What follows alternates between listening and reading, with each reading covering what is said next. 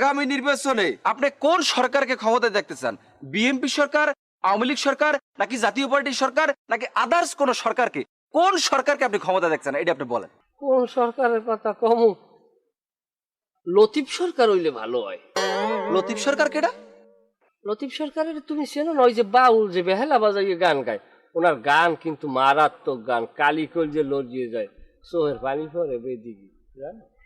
আপনি ভাই বিষয়টা বুঝতে পারেন না, আমি এই সরকারের কথা কই না, আমি কইছি যে আগামী যে নির্বাচনটা হইবে এই নির্বাচনে বাংলাদেশে আপনি কোন সরকারের ক্ষমতায় দেখতেছেন, আমি এইটা আমার বুঝতে চাইছি, এইটা কোন?